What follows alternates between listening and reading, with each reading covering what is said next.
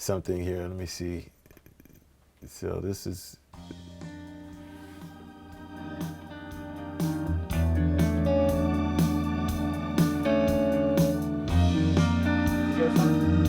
Well, no, this is an Al Jarreau project I was telling you about.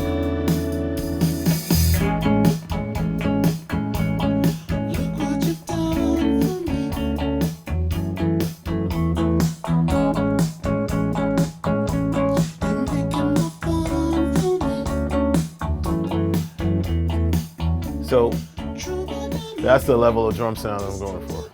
You know what I mean? Like, you know, like the records we grew up on, where the drums sound, you know, like you're in a studio. Like people took some time to get, you know, a good drum sound, you know.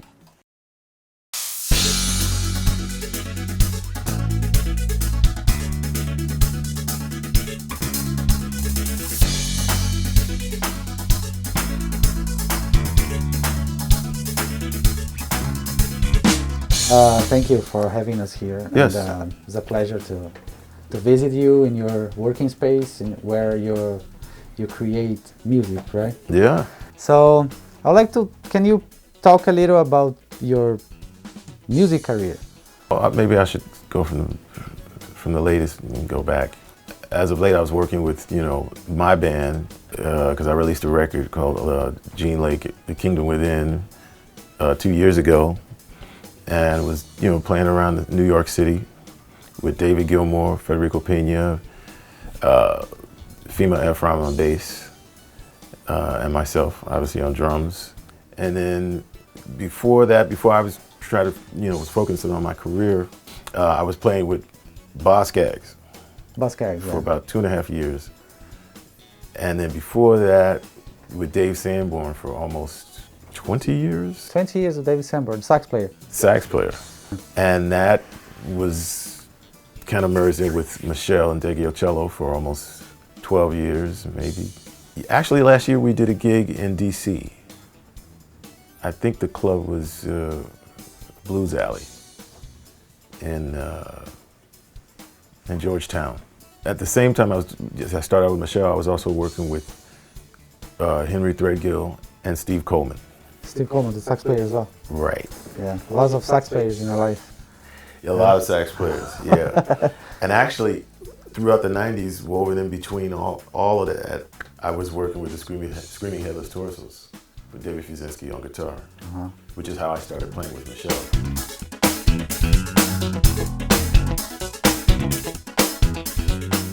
That all was like touring. You were touring, traveling? With those artists, yeah, there was touring. With my band, let's see, I did a small club tour in Europe in 2013. That was it. And then, well, in the 80s, you know, coming from St. Louis, being born and raised there, I moved to New York in 1980 with my father. My father had a band called Jump Up. Now, my father's an Oliver Lake saxophone player. Another one, another sax player. Another sax player. And I played in his band Jump Up for just subbing for Pheeroan akLaff, another drummer. Of course, there's, you know, many records in between that. And any particular like big names in your?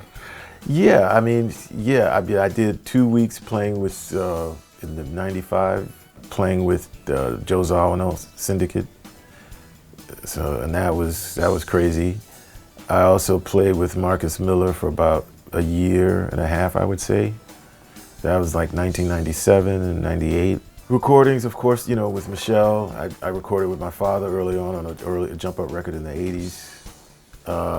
And then, you know, Me'Shell. I recorded with Threadgill and Steve Coleman and Sanborn, David Sanborn. Yeah, most of the people I played with, I recorded with. I didn't get a chance to record with Boz Scaggs. And then there's people I recorded with where I didn't play with live, like D'Angelo, Maxwell. I played on this record called Charles and Eddie, which was a pop group in the early 90s.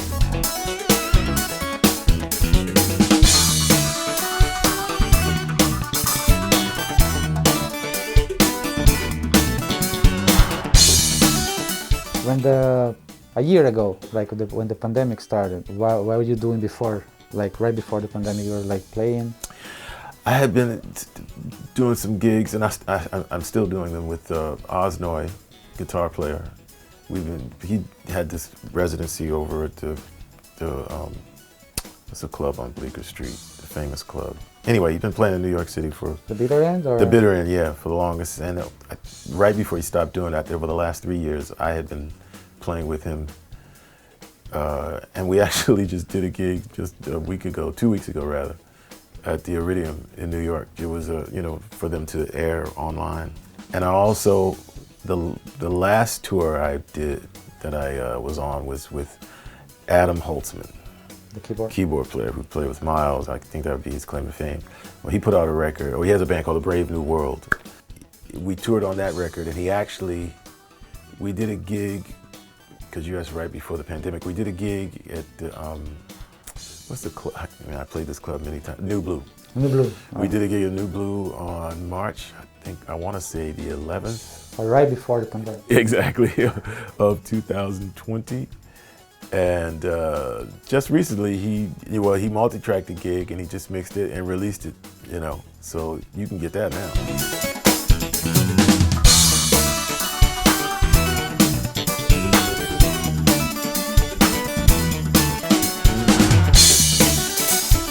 So you had a normal busy life, like.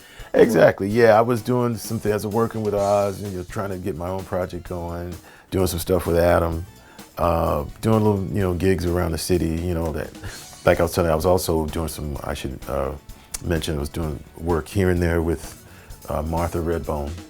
I had also done this Blues at Sea cruise with Josh Smith, great guitar player, blues, jazz, rock. Guitar player who I want to say Adam Rogers turned me on to. You know Adam Rogers, another guitar player, who I did a gig with him over at the 55 bar, and so then I'd known Adam from way back through different musicians and people like Ben Porowski and Pheeroan and David Fiuczynski, just kind of being on the scene in the 90s. And I think he turned me on to working with Josh. Josh Smith said he needed a band, and we played at the Bitter End. So then he called me to do this hit with him on Blues at Sea, which was a cruise thing last year. So I did that in February, right? And then of course, go up into March, the pandemic hits. I was actually planning another tour for my band in Europe last year in May. And like I'm sure a lot of musicians people had a lot of plans, you know what I mean? Yeah, so, break. But yeah, that's what was happening. I was putting things together like everyone else, hoping to, make some different things happen.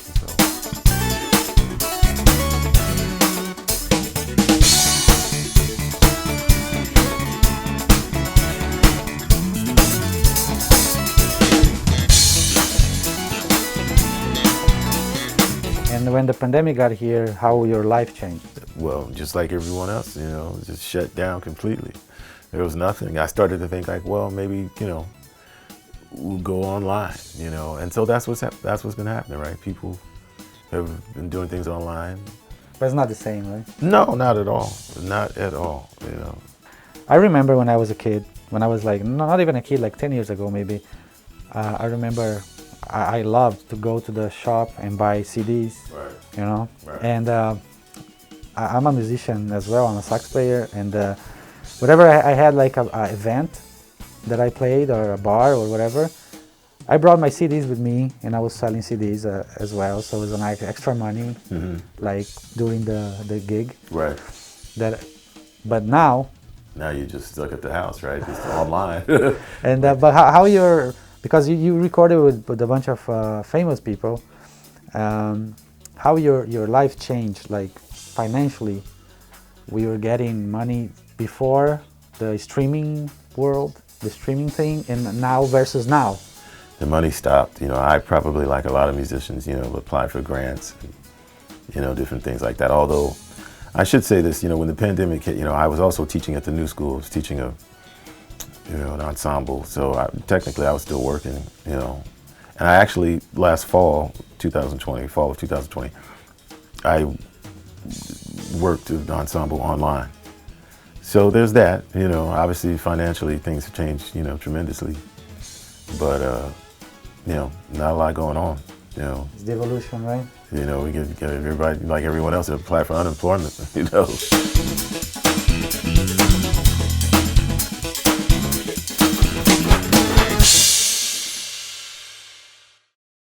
Because I saw you brought your CDs, that's why. Yeah, I brought the CD because I wanted to give you guys a copy.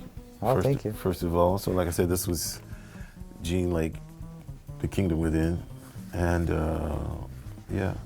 Who's playing there besides you? Actually, so I released this in 2018. So yeah, so I have David Gilmour on this. The guitar player.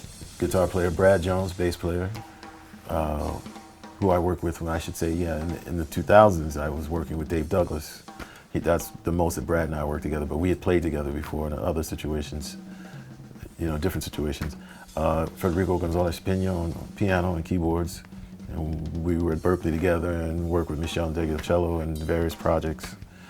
Alex Hahn, alto player, who also went to Berklee. He's been working with Marcus Miller for the last 15 years or something like that. I can't remember. He's on the record. And then I have a special guest, Oliver Lake, on saxophone. Oliver Lake is your... He's my father. His father. So let me give this to you. Oh, thank you very much. And you can give this to Rodrigo. Because he's doing the thing right there. Thank you. Don't want to put that in his hand. Yeah.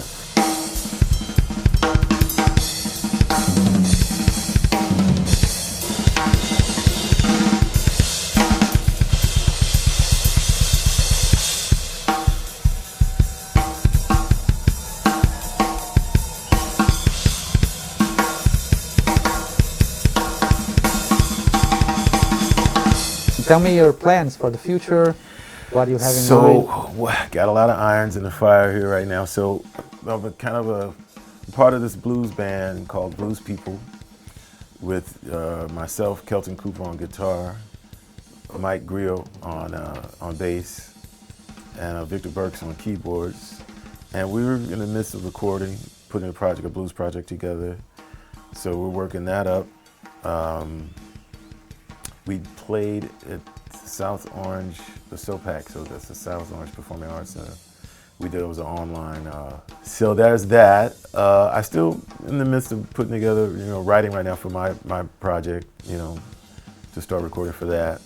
I also started a project there was a lead singer, Freedom Bremner, who was singing he and I met when he was singing with the Screaming Headless Torsos in the 2000s, and we're now doing a project where we are reimagining the music of Al Jarreau. So we got that going. I think I know it's going to be something special because we got 4 tunes right now and it's coming out great. Then there's this project that I started with some of the guys from Sanborn's band where we call it the Side Guys. And Sanborn in 2015 was in Europe and he met a young sax player named Jan Prax. He's from Germany, great alto player. And he come over to the States about a couple of years back, and we pretty much finished that record. We cut a lot of tunes, actually at my house at the time. We finished that project, and we might have a deal on that. I don't want to jinx it, so I'd say we might. So we were shopping that record, and so it would be like the Side Guys featuring Jan Prax, and so hopefully we get that out soon. And to be signed during the pandemic, it would be a good deal, right? So I got a lot of things going on, a lot of things going on. I've been doing some work with Paul Peterson and Ricky Peterson.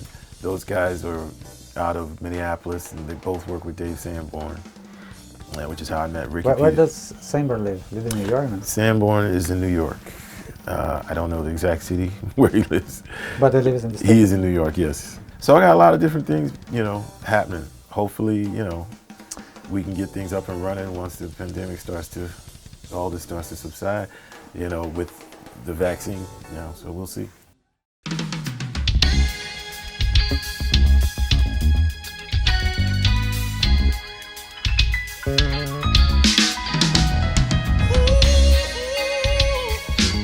When you got a call from Brent to participate with us to the World Trade Center music sessions with Pandemusic, Did you enjoy it? Can you tell a little bit of the experience you have there? Well, so it did this. The experience was cool. So it was with Brent, and of course working with musicians that I know. Michelangelo on vocals, and Mark Wiles on guitar. So some of those guys I'd known, and then Ron Long on bass, for a while. So we knew the experience was going to be a good one. Good musicians, guys I played with before, and the setting was killing. We were at the top of the World Trade Center. Seemed like, Yeah. So the view was great. In return, sweet darling, but half of love is all I see. All I see. Can you tell me? Now I saw you have a bunch of drummers, drum set, yeah. and you have one that your baby that you love the most. Yeah, I'm using pretty much this one. This is the pearl semitone. 14 diameter, 5.5. So yeah, and it's versatile. So I like that one. That's a metal snare, and that's the main one. Yes, you see all the snares behind you. I have all the. I'm doing a lot of recording, so it requires different things. It depends on the sound. Different sounds.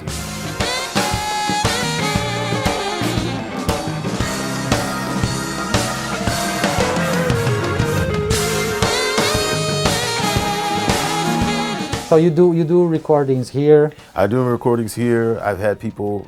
Well, all through the pandemic last year, I cut a record with Jason Miles for an artist. His name is not coming to me right now. Get my memory together. But you've been doing recordings for remotely people in the world. Exactly. Playing, people send me the files and send me the stems, as we say today, and I cut the tracks, and a lot of times it's like, whoa, we're looking for a different snare, do this, So that's why you see mostly the snares there. I have other drum kits, but in terms of getting the sound, the snare sound that people are looking for, sometimes, I can't get that particular sound with this one drum, obviously. So, that's what you see right there. I got the wood ones, the metal ones, and some popcorn snares, some, 12-inch snares, some, the piccolo snares. So.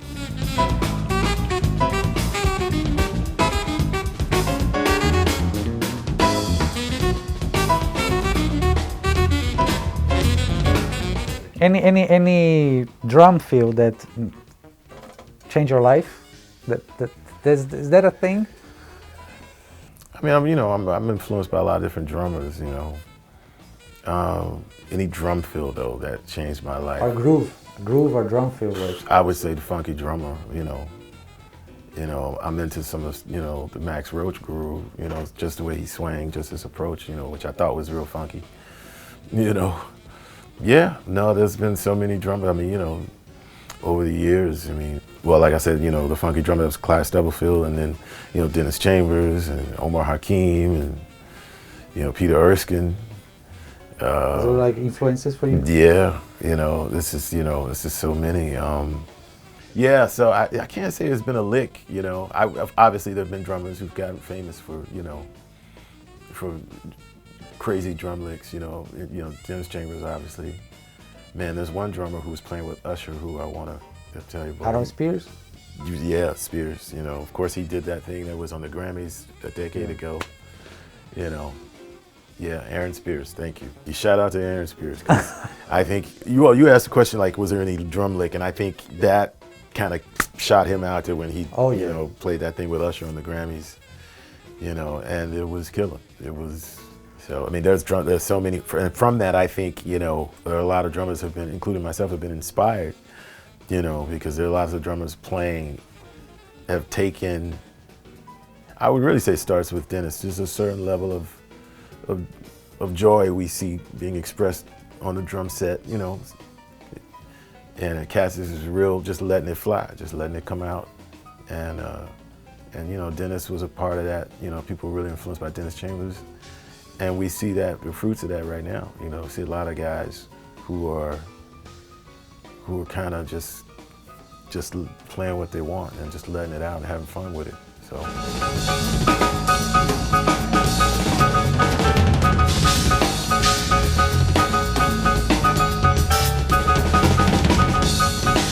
So have you noticed a change of the way of the productions, the producers? Yeah, I mean, there was a period there where I started, I would go in the studio and I could get a sense right away whether, an engineer knew how to record drums. People were from the 80s, they had like a MIDI hangover. They weren't used to recording drums.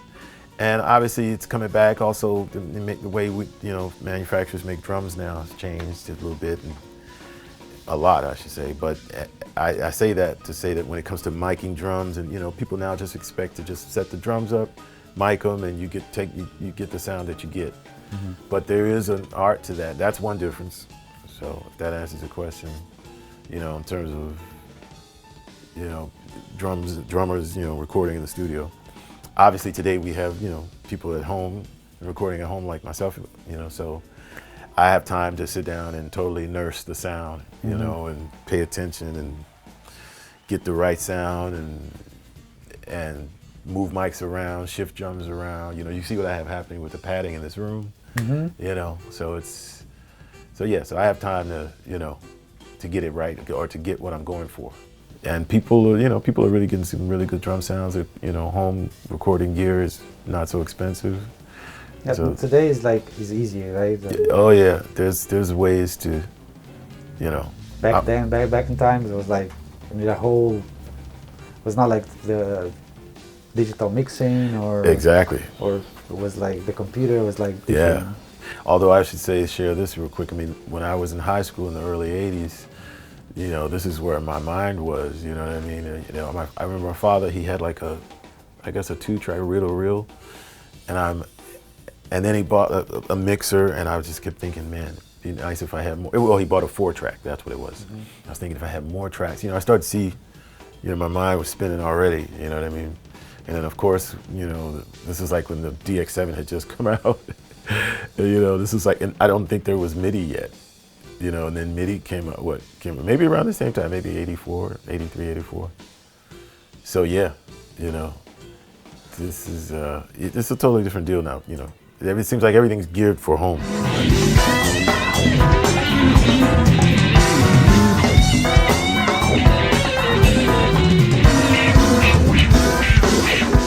Would you have give a message to young musicians? Like, what would you say? Just in general? In general. Nothing to do with career, nothing to do with No, playing? Just in general. Man, when you play, just play from the heart, I heard this from somebody, so I wish I could shout them out now, but it's what comes from the heart goes to the heart, right? I guess that's from Jimmy Jam and Terry Lewis. I think I've heard it, and it struck me as true. So yeah, that's the message.